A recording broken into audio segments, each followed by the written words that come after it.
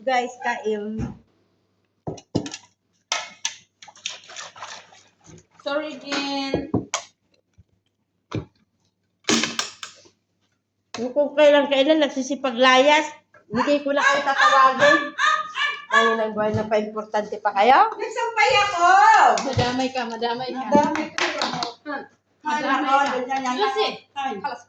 Ha? halas anak ko na may MC. Madamay ka. Yan lang.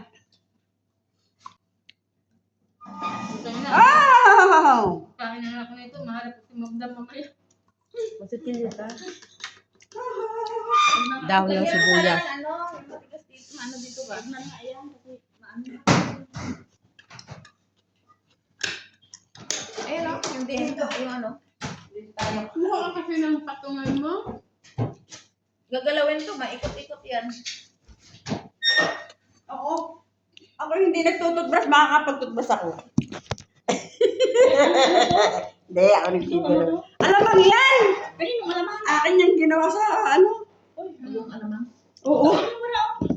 Kanina yan. Ano.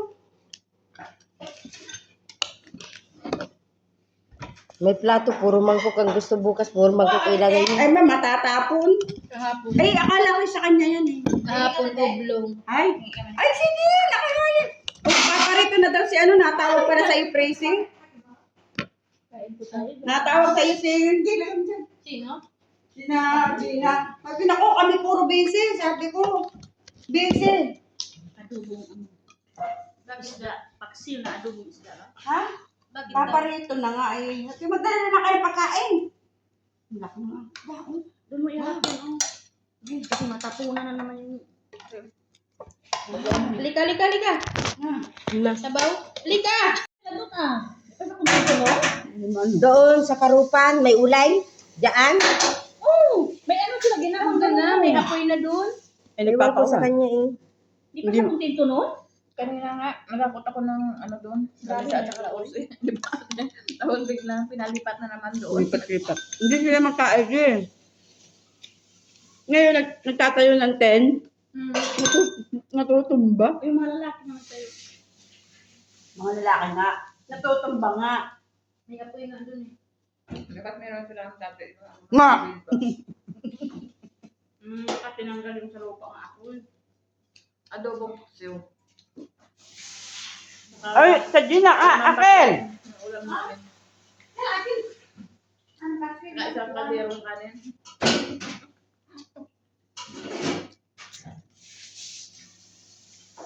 Luto na Chef.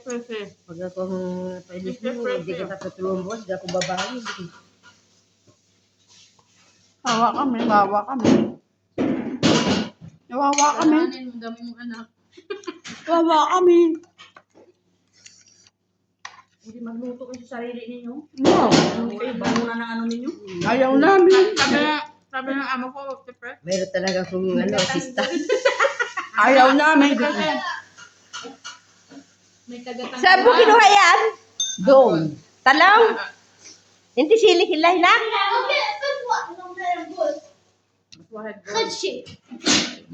Lamitas ng talong yung Ay, alaga. mahanapin niya. Maganda yan, makinis. Maganda ang loob niya. Maganda yung kinuha niya noon, yung malilit, ang tigas na nagprito kami ni Gina. Kaya nga, pangit na yun. Puti pa yung laman niya. Yung puti na ano. Mas masarap talagang talong sa Pinas. Yung araw-araw. Ba't nga iba ang laman ng pagkaano talong doon ano? Dito matigas si pa. Para na ang mga katutok ko sa akin.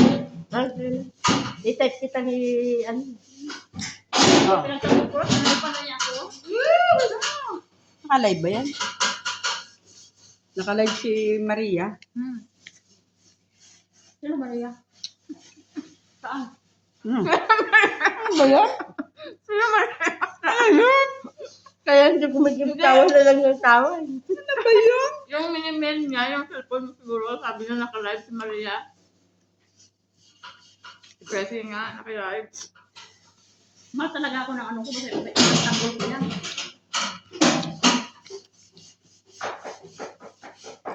Ang sarap ng bagoong sa mga. Yan, sip-sip ah. Kasi mamayang gabi, magbubugin ako niya mamayang gabi.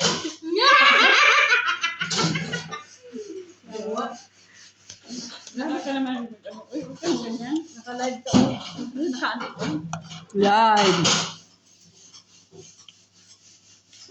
Siguro masapit ang kanunod. Ano gawa ng bato palat? Hindi na, galit ka ba? Kasi dyan na lang sa kaldero niya pinalabas yung... Yung ulo ng sisip-sip. Isa daw niya ng ulang sinisip-sip.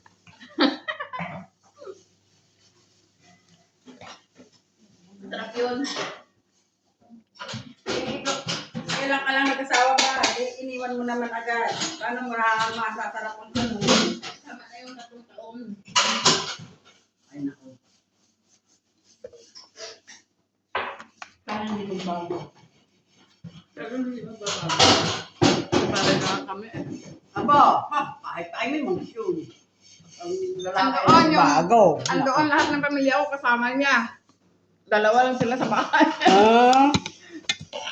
Pala naman eh. Buong pamilya ko kasama niya sa bahay. Wag Walang lang, kanya- kahit pa, wag lang ang magbabago talaga, ayun nasasabi. Pero huwag mo nang awayin. Mabait naman siya. Hindi na yun.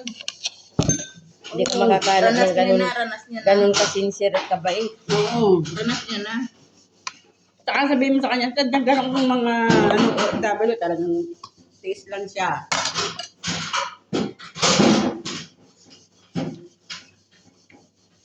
Tiis lang ba? Tiis. Sabay mo, guys. OFW,